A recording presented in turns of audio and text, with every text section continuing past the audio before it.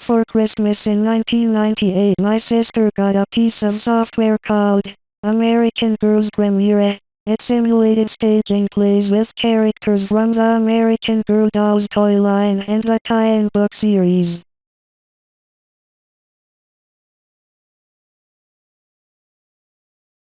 She and my little brother and I used to spend hours making plays. Most of them were nonsensical, and didn't have anything to do with the backstory of the dolls at all. I am an aeroplane. You are a butt. Watch this.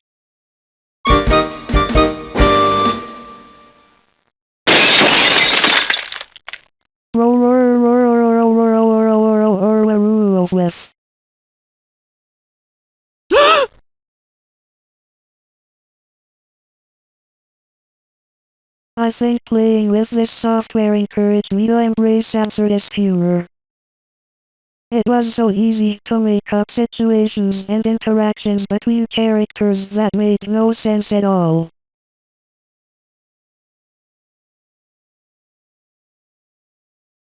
Shortly after I turned 33, I realized that I was a transgender woman. Before that point I had been feeling like I was slowly dying in an aging man's body. I started my transition with zeal, focusing on becoming the woman I wanted to be. I tried not to think as much about my past. I had a spotty memory anyway, and it seemed like many of my peers were hung up on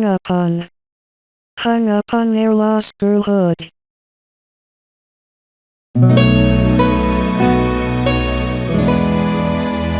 Something that many transgender people wrestle with is the burning need to find signs in their past that they were trans.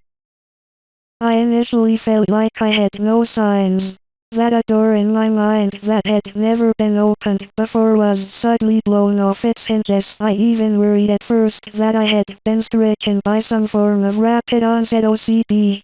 Ha ha ha ha ha.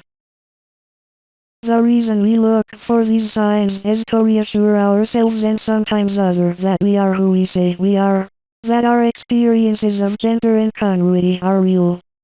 Finding self-acceptance is ultimately a leap of faith, though. Maybe the best aspect of transition for me has been reconciling with my emotions. Before, I struggled to know and name what I was feeling. Life was frustrating. I represented my experiences in art using puns and non sequitur humor because my inner experience felt nonsensical. Emotional clarity has brought with it a slow trickle of memories. And soon I found myself wrestling, whether I liked it or not, with what exactly my childhood experience was. I had a girlhood. It was that of a closeted trans girl. The more I remember, the more I find that my girlhood self worked hard to balance behaving in socially acceptable ways with finding outlets for my femininity. And I was so good at hiding that femininity from others that I hid it from myself, deep in my memory, which is why at first I struggled to find signs of my transness. Only now that I have begun the process of aligning my mind and body with my womanhood am I able to start recalling that effort.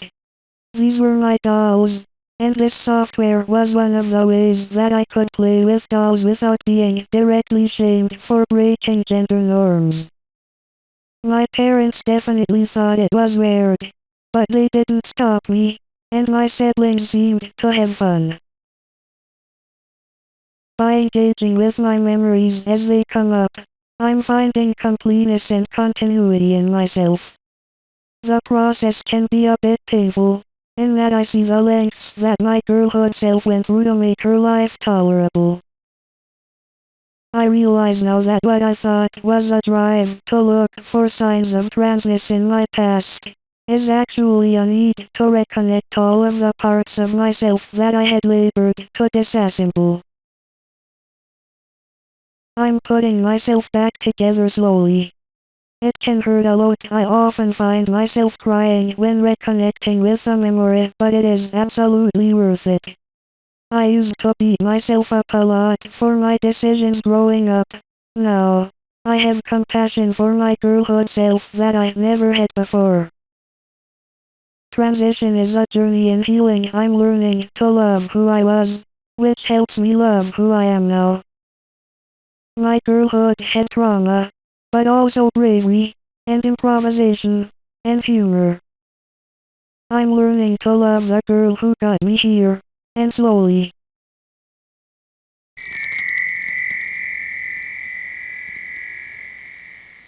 We are becoming one and the same once more.